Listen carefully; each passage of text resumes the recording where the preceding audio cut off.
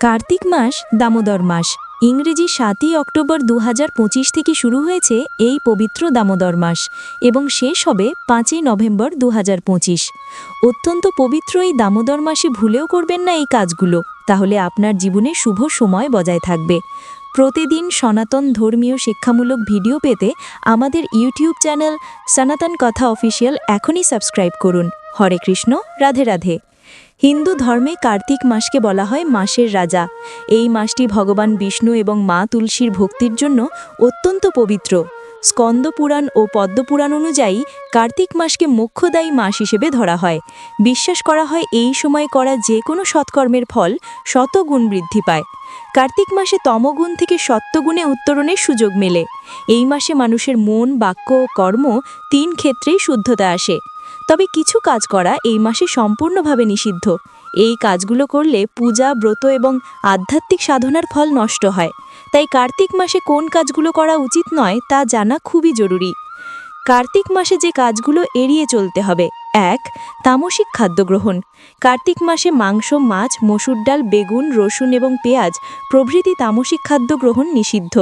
স্কন্দ পুরাণে বলা হয়েছে এই খাদ্যগুলো তমগুণ বৃদ্ধি করে এবং ভক্তি ও ধ্যানের পথকে বাধাগ্রস্ত করে। তাই এই মাসে তামসিক খাবার থেকে সম্পূর্ণ বিরত থাকা উচিত। ২. তেলের ব্যবহার। পদ্মপুরাণে উল্লেখ আছে কার্তিক মাসে অতিরিক্ত তেলযুক্ত খাবার খাওয়া এবং তেল দিয়ে মালিশ করা উচিত নয়। এতে রজগুণ বৃদ্ধি পায় এবং ভক্তির শুদ্ধতা কমে যায়। তাই তেলের ব্যবহার নিয়ন্ত্রণ করা অত্যন্ত গুরুত্বপূর্ণ। ৩. দিনের বেলা ঘুমানো। বিষ্ণু পুরাণে বলা হয়েছে দিনে ঘুমালে কার্তিক ব্রতের ফল নষ্ট হয়। দিনে ঘুমানো অলসতা বাড়ায় এবং আধ্যাত্মিক সাধনায় বাধা সৃষ্টি করে। তাই কার্তিক মাসে দিনের বেলা ঘুমানো এড়িয়ে চলা উচিত। ৪. গরম জলে স্নান। কার্তিক মাসের স্নান অত্যন্ত পবিত্র, তবে ব্রহ্মপুরাণে বলা হয়েছে এই সময় গরম জলে স্নান করা উচিত নয়। ঠান্ডা জল পাপক্ষয় এবং আত্মশুদ্ধি আনে, কিন্তু গরম জল রজগুণ বৃদ্ধি করে। তাই এই মাসে স্নান করার সময় অবশ্যই ঠান্ডা জল ব্যবহার করতে হবে। ৫. জীবহিংসা। কার্তিক মাসে পশু পাখিকে আঘাত বা হত্যা করা কঠোরভাবে নিষিদ্ধ। ভগবদ্গীতায়ও বলা হয়েছে অহিংসা ভগবান বিষ্ণুর ভক্তির মূল ভিত্তি। তাই এই সময় জীবহিংসা থেকে সম্পূর্ণ বিরত থাকা জরুরি। ৬. রবিবার সন্ধ্যায় দীপ প্রজ্বলন।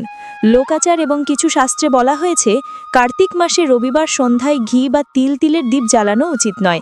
এটি সূর্যদেবের অপ্রসন্নতার কারণ বলে বিশ্বাস করা হয়। উপসংহার: কার্তিক মাস বা দামোদর মাসে আধ্যাত্মিক শুদ্ধতা বজায় রাখা অত্যন্ত গুরুত্বপূর্ণ।